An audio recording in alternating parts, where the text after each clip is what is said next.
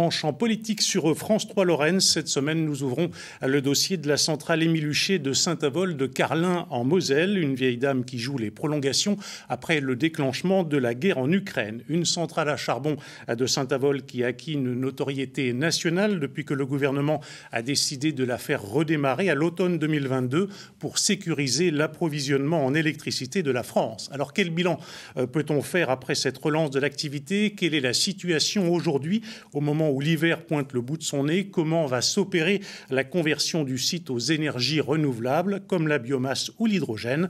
Pour en parler, je vais vous présenter mes invités. D'abord Philippe Langlard, directeur de l'exploitation de la centrale à charbon de Saint-Avold. Bonjour. Bonjour. À vos côtés, Jean-Pierre Dame, vous êtes délégué syndical Force ouvrière de Gazelle Énergie. Bonjour. Bonjour. En face de vous, Alexandre Loubet, vous êtes le député Rassemblement national de la circonscription de Saint-Avold. Bonjour et bienvenue. Bonjour, merci pour votre invitation. Et à côté de vous, quatrième invité, Loïc Schwindling, co-secrétaire du groupe local écologiste de Moselle-Est. Bonjour à vous. Bonjour. Avant de vous donner la parole, on va écouter le président de la République, car il y a un mois et demi, Emmanuel Macron en a surpris quelques-uns en annonçant la prolongation de l'activité de la centrale à charbon de Saint-Avold jusqu'en 2027, tout en promettant une conversion du site à la biomasse. On l'écoute. La première chose, c'est le combat qu'on doit mener pour le pays et à l'international, on doit sortir du charbon. C'est ce qu'on appelle une énergie fossile, c'est la plus polluante et c'est la clé. Les scientifiques nous disent il faut qu'au fond, l'humanité sorte du charbon d'ici à 2030. Donc on va faire l'inverse que l'Allemagne, nous on va fermer nos centrales à charbon définitivement. C'est le bon chemin, tout autre chemin est mauvais. Et donc nous, d'ici à 2027, eh bien, qu'est-ce qu'on va faire? Et d'ailleurs, notre régulateur RTE l'a dit par un rapport récent, on a encore 2 centrales à charbon qui tournent, à Cordemais et Saint-Avold. On va complètement les convertir à la biomasse. C'est-à-dire qu'au fond, là où on mettait du charbon, on va mettre le travail et le recyclage de notre agriculture et les forêts. Donc ça, c'était l'intervention du président de la République fin septembre. Philippe Langlard, est-ce que vous saviez que le président de la République allait annoncer ça, c'est-à-dire la prolongation de la durée de vie de la centrale de Saint-Avold? Non, nous ne le savions pas, mais c'est-à-dire que vous l'avez découvert quand le président s'est exprimé? Tout à fait. On est depuis 2022 sur un rythme de prolongation successif de notre exploitation. Donc nous n'attendions pas une ouverture de cet horizon sur une telle durée. Et la conversion à la biomasse, c'est un sujet sur lequel nous travaillons depuis plusieurs mois et nous apprêtons à conduire dès cet hiver des premiers essais de combustion en mélange, ce qu'on appelle la co-combustion, en mélangeant du charbon et du bois pour valider le bon fonctionnement de ces technologies. Jean-Pierre Dame, est-ce que c'est une sage décision? C'est une sage décision, tout à fait, parce que nous avions, dès le départ de l'annonce de M. Macron en 2017, et lorsqu'on s'était vu en 2019 à la préfecture, nous avions annoncé pour notre syndicat, au nom du personnel, qu'on allait connaître des problèmes de sécurité d'approvisionnement. Or, notre affirmation qui n'avait pas été tellement prise au sérieux s'est malheureusement traduite dans les faits par la suite, pour les événements que vous avez évoqués. Donc, c'est effectivement c'est une annonce qui doit se concrétiser toujours avec le même souci. Est-ce que nous pouvons garantir aux Français la sécurité d'approvisionnement, d'avoir de l'électricité 24 heures sur 24, 7 jours sur 7, 365 jours? Et on ne peut le faire que si on a des outils mobilisables et pilotables. Voilà. Alexandre Loubet, est-ce que le député de la circonscription de Saint-Avold a été surpris par cette annonce? J'ai été surpris, oui, mais pas tant que ça finalement, parce que depuis le début, le gouvernement et Emmanuel Macron ne cessent de démontrer leur tergiversation sur cette centrale à charbon. Mais dans tous les cas, je crois qu'il s'agit d'une belle promesse. J'espère qu'elle sera tenue. On est habitué malheureusement avec Emmanuel Macron aux promesses non tenues. C'est une belle promesse parce que nous avons 2 centrales à charbon en France et je préfère effectivement les voir reconverties en biomasse pour protéger les emplois qui la font tourner, parce que derrière un outil industriel comme celui-là, il y a avant tout des visages et des bras, plutôt que voir ces centrales être définitivement arrêtées, comme nous avons cru que ce serait le cas en mars 2022. Loïc Schwindling, prolonger la durée de la vie de la centrale à charbon de Saint-Avold pendant plusieurs années. Est-ce que l'écologiste que vous êtes est tombé de sa chaise quand vous avez entendu le président? Alors malheureusement non, parce qu'on s'y attendait un petit peu. Il y a eu plusieurs décrets successifs justement qui ont annonce du coup du président de la République qui ont prolongé la durée de vie de la centrale. Et ce qui retarde d'autant plus effectivement les projets de biomasse, donc de reconversion. Et même pour l'idée de reconversion à la biomasse, maintenant on reste prudent parce qu'effectivement il y a des essais qui doivent encore être faits. Donc on va effectivement voir quel type de pellet, d'où ça vient. Donc on va vraiment rester très vigilant sur ces questions-là et voilà. Alexandre Loubet, vous avez parlé de scandale d'État à propos de la centrale à charbon de Saint-Avold, mais d'un autre côté, vous avez soutenu le redémarrage de l'équipement au nom du pragmatisme. Expliquez-moi ça. Écoutez, oui, je persiste et signe. Cette centrale, elle est au cœur d'un scandale d'État. Elle est au cœur d'un scandale d'État parce que lorsqu'Emmanuel Macron a annoncé sa fermeture pour le mois de mars 2022, eh bien, il savait pertinemment qu'un mois après se tenait l'élection présidentielle de 2022 et que 3 mois après, il annoncerait sa réouverture. Et la réalité, c'est que cette décision, elle s'est prise par pure manipulation électorale pour essayer de battre Marine Le Pen par clientélisme électoraliste. Et elle s'est faite au détriment de l'exploitant d'abord, mais aussi et surtout de l'emploi des sous-traitants et des salariés qui faisaient tourner cette centrale à charbon parce qu'ils ont malheureusement, et ça n'est jamais facile à vivre, dû subir un plan social. Donc oui, j'assume, c'est un scandale d'État. Et pourquoi est-ce que par pragmatisme, je me suis réjoui de voir ce redémarrage pour 2 raisons. Tout simplement parce que ça permettait aux salariés qui avaient été licenciés de revenir à l'emploi, au travail, donc c'était bénéfique pour ces salariés et leurs familles. Et d'autre part parce que Emmanuel Macron, venant de fermer la centrale nucléaire de Fessenheim, il a privé le réseau électrique français de près de 1800 MWh d'électricité. Et il fallait impérativement, pour éviter les pénuries, redémarrer la centrale à charbon de Saint-Avold qui nous offre 600 MWh. Alors, ce que vous dénoncez, c'est un manque de vision de la part du chef de l'État, c'est-à-dire une gestion à la petite semaine en fonction des événements. Mais justement, est-ce que faire de la politique, ce n'est pas s'adapter aux situations, comme par exemple le déclenchement du conflit russo-ukrainien? Faire de la politique, c'est évidemment s'adapter, mais gouverner, c'est aussi prévoir. Et vous savez, je crois que effectivement, tout cela est démenti par un fait, c'est que Emmanuel Macron et son gouvernement n'ont absolument pas de vision d'ensemble sur la politique énergétique du pays. Je vais vous donner un exemple. En 2018, Emmanuel Macron annonce dans un tweet la fermeture de 14 réacteurs nucléaires en France d'ici 2035. 2035, c'est demain. Et qu'est-ce qu'il fait? Il en ferme 2 à Fessenheim. On se retrouve dans une situation inédite de risque de pénurie, de risque de blackout. Et par conséquent, on redémarre une centrale à charbon. Donc la réalité, c'est qu'il faut avoir une vision long-termiste. Le gouvernement et Emmanuel Macron ne l'ont pas. Et il nous faut impérativement mener une véritable politique énergétique en relançant le nucléaire. Il n'y a pas 1 centime dans le budget de 2024 pour relancer les nouveaux EPR, en également protégeant les barrages hydroélectriques des risques de privatisation de l'Union européenne et enfin en développant de nouvelles technologies dont nous parlerons tout à l'heure, dont notamment l'hydrogène. Philippe Langlard, un petit retour d'expérience sur l'hiver dernier. Concrètement, la centrale Émile Huchet a répondu à environ une 40aine d'alertes lorsque le système électrique était en danger. C'est à peu près cet ordre de grandeur? Oui, tout à fait. On a pleinement joué le rôle qui était attendu, c'est-à-dire qu'on a sécurisé le réseau électrique avec des équipes qui se sont mobilisées, avec des travaux de maintenance très importants qui ont été réalisés dans l'IT 2022. Et on a répondu présent, effectivement, une 40aine de situations de tension du réseau. Et on a joué notre rôle, pleinement notre rôle. Alors le point noir, si je puis dire, de tout cela, c'est que c'est une production d'électricité relativement coûteuse, puisqu'en plus de l'importation du charbon, vous avez dû mettre en place des primes relativement coûteuses. Alors, l'essentiel du coût de l'électricité vient du combustible et de l'augmentation du coût du combustible. Pour ce qui est de l'aspect salaire, faut à un moment donné respecter les salariés qui ont vécu un plan social et qui se sont remobilisés. C'est grâce à eux qu'on a réussi à atteindre ces résultats. Et effectivement, ils se sont remobilisés dans le cadre d'un redémarrage exceptionnel et temporaire, selon les termes de la loi. sous forme de contrat à durée déterminée, donc il y a une précarité. Donc que la rémunération tienne compte de cette situation inédite, ça me paraît bien normal.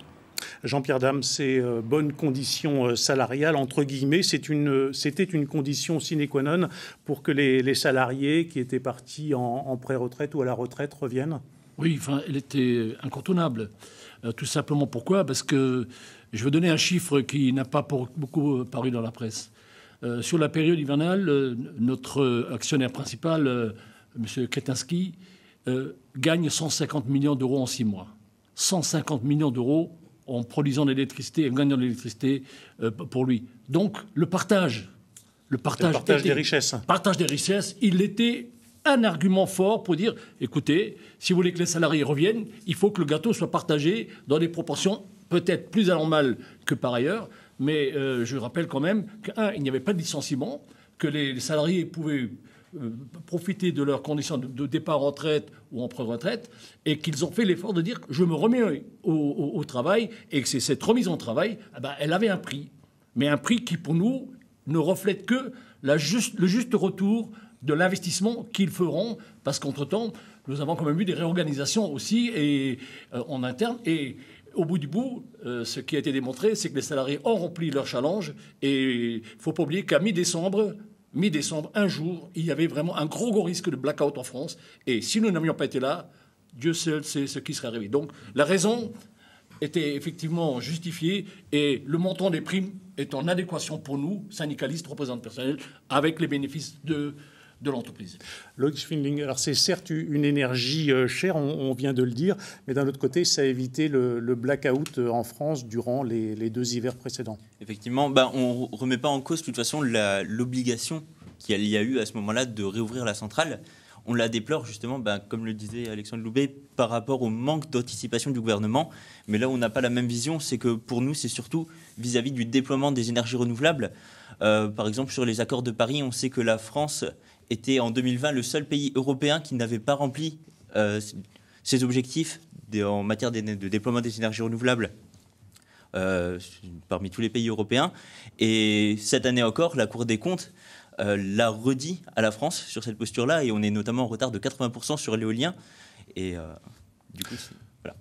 Alexandre Loubet, il y a beaucoup de prises de parole au niveau national pour dénoncer le redémarrage des 2 centrales à charbon en France, celle de Saint-Avold et celle de Cordemais en Loire-Atlantique. Mais localement, on constate que la population est très attachée à cet équipement. On n'a pas eu de manif devant la centrale.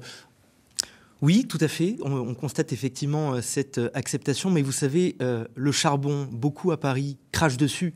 Mais le charbon, par le passé, je crois qu'on peut dire qu'il a permis l'essor industriel de la Lorraine et de forger la puissance de notre pays. Et si nous sommes aujourd'hui une société développée, un pays développé, c'est parce que nous avons su exploiter les ressources qu'il y avait dans notre sol. Et vous voyez, je trouve que le site de la centrale à charbon représente très bien à la fois le passé, pour les raisons que je viens de vous donner, le présent, parce que, ironie du sort, ce sont les salariés qu'on a accusés de polluer en travaillant dans leur outil industriel qui sont venus réparer les mauvaises politiques énergétiques du gouvernement pour sauver la sécurité d'approvisionnement électrique du pays. Mais aussi le futur, parce que cette centrale à charbon va être reconvertie en biomasse. Et je l'espère, effectivement, nous verrons de nouveaux projets, des technologies vertes y voir le jour.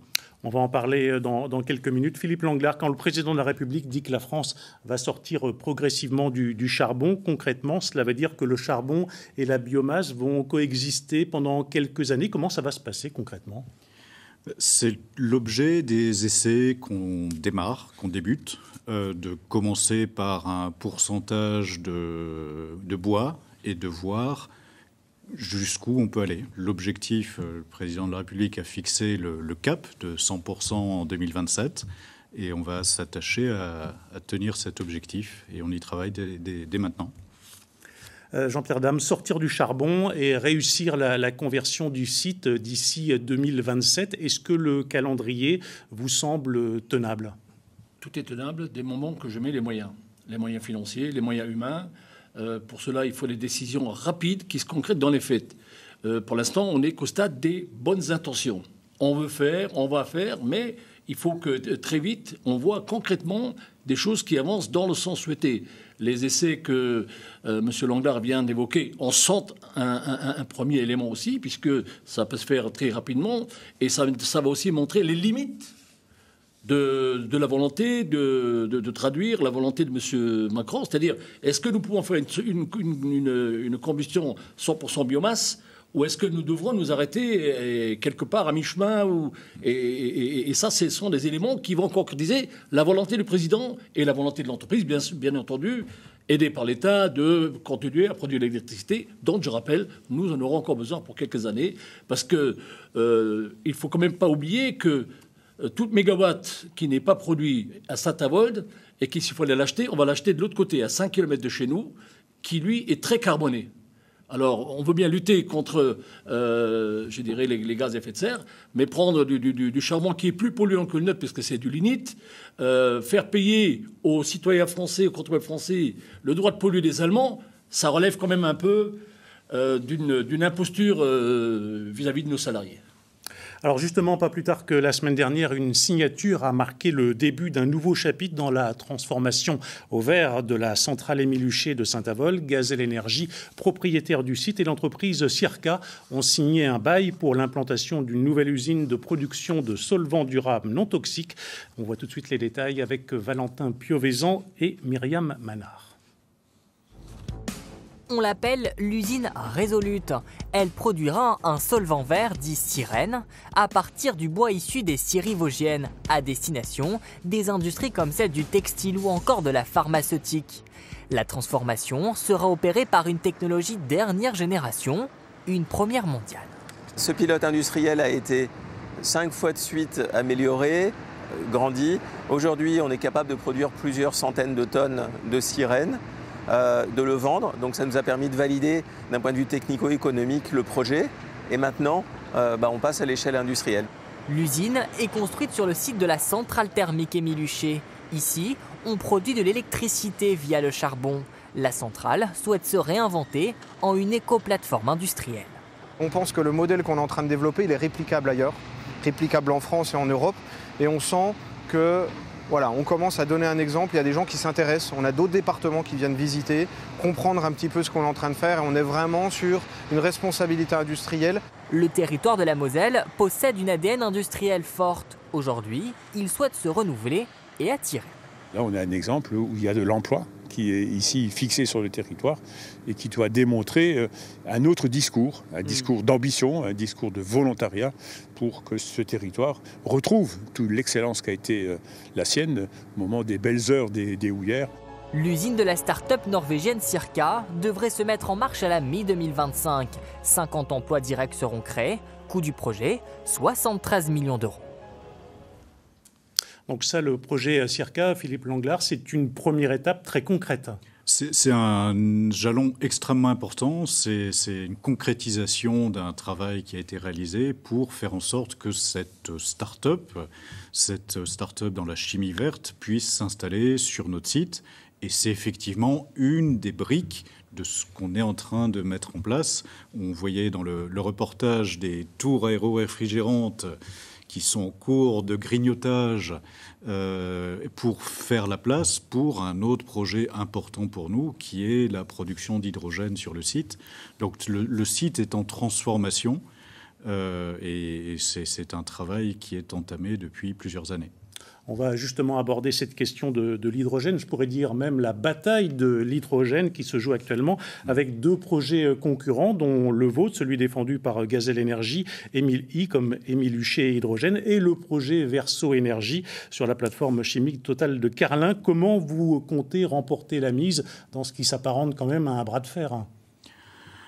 Alors, l'avenir le dira. C'est effectivement, depuis l'annonce de l'arrêt du charbon, tout a été mis en œuvre pour prévoir la reconversion du site, accompagné d'un pacte de territoire qui associait l'État et l'ensemble des collectivités locales, et où la piste pour remplacer la production d'électricité à base de charbon, c'était l'hydrogène, c'était le projet Émilie. Donc depuis cette époque-là, on a beaucoup travaillé, on a conduit des études environnementales, des études de conception. On a dû s'adapter à la poursuite d'activité du charbon parce que le projet Émilie devait être installé sur le parc à charbon Et en définitive, on a accéléré les travaux de démantèlement pour que ce projet puisse être installé à la place des tours aéro-réfrigérantes. Et l'écosystème est parfait pour ce type de projet. On est au sein d'une plateforme industrielle. On a le raccordement direct au réseau électrique, RTE. On a le point d'entrée de la conduite de gaz qui alimentera l'ensemble de la grande région hydrogène qui est sur notre site. Donc vous avez plein d'atouts, mais votre concurrent aussi peut-être. Et effectivement, on a découvert récemment, parce que la première phase du projet, c'est une phase qui a été assez médiatisée, qu'un projet qu'on pourrait qualifier d'opportuniste, c'est en train de se développer, de surfer sur cette vague de l'hydrogène, de ce projet Verso. Donc effectivement, on a 2 projets concurrents. Notre avis, c'est qu'il ne peut y en avoir qu'un. C'est raisonnable d'en avoir qu'un sur ce petit Les 2 pourraient territoire. se regrouper, in fine. Je n'imagine pas, on n'est pas sur les mêmes technologies. Le projet Verso, j'ai pu assister à la première réunion publique de présentation du projet, nécessitera, payé par la collectivité, de construire une nouvelle ligne d'alimentation haute tension qui n'existe pas. Quel est le sens d'aller construire un projet proche des habitations, à l'extérieur de l'enceinte de la plateforme de Carlin-Saint-Avold, et de devoir développer toutes ces infrastructures de raccordement? Là où ça a du sens, c'est ce sur quoi on travaille depuis 3 ans, c'est au sein de la plateforme de Carlin-Saint-Avold. Jean-Pierre Dame, lequel de ces 2 projets a votre préférence? Je dirais aucun. Parce que j'ai participé très longuement et aux nombreuses réunions qui ont précédé le projet de territoire du Ventenay-Borien. Je voudrais d'abord rappeler que dans ce projet du territoire du Ventenay-Borien, il y avait un projet d'hydrogène qui était H2V et Gazelle Énergie. C'était ça le projet initial. Pour des raisons propres aux 2 entreprises, H2V va à Thionville et va produire de l'hydrogène à Thionville, et Gazelle veut faire tout seul. À partir de là, je dirais...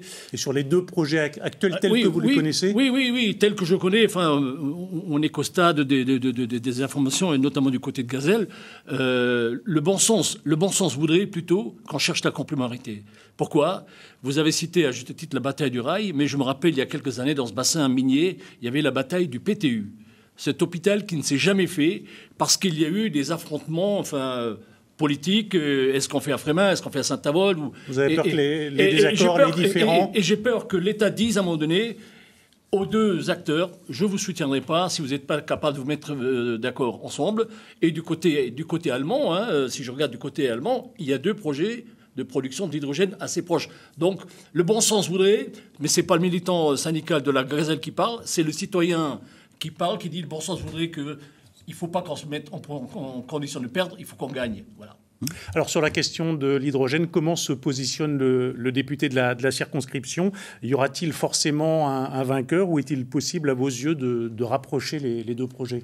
Écoutez, pour éviter que justement ils ne s'échappent pas? Je pense que notre boussole, ça doit avant tout être l'emploi. Ça doit être l'emploi. Donc si les 2 projets pouvaient coexister, être complémentaires, je dis tant mieux, évidemment, avec bon sens et pragmatisme. Si ça n'est pas le cas, eh bien, moi, tout simplement, je me rangerai du côté de celui qui protégera les emplois existants, parce qu'il y a des emplois existants qui ont vocation à travailler dans cette centrale. Ce sont ceux de Gazelle Énergie. Mais bien évidemment, nous sommes encore bien loin d'en arriver au moment de la décision. Mais si je peux me permettre, ces quelques projets dont on parle, Circa, les projets de Gazelle Énergie, etc., ce sont évidemment de très bonnes nouvelles pour le territoire. Mais attention à ce que ce ne soit pas l'arbre qui cache la forêt.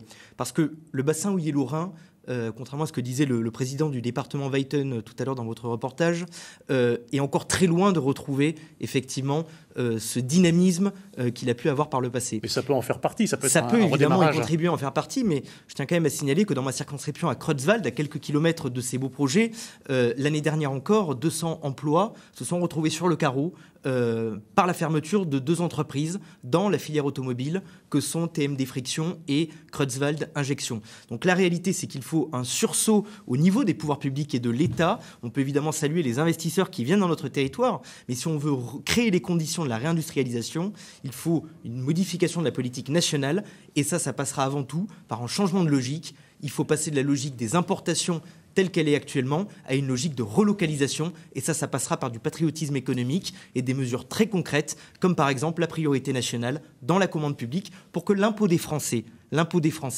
ne finance plus les importations et les délocalisations, mais plutôt l'emploi et les productions qui sont faites sur le sol national. Loïc Schwindling, rapidement, je voulais avoir votre avis, l'hydrogène vert, la biomasse, pour sortir du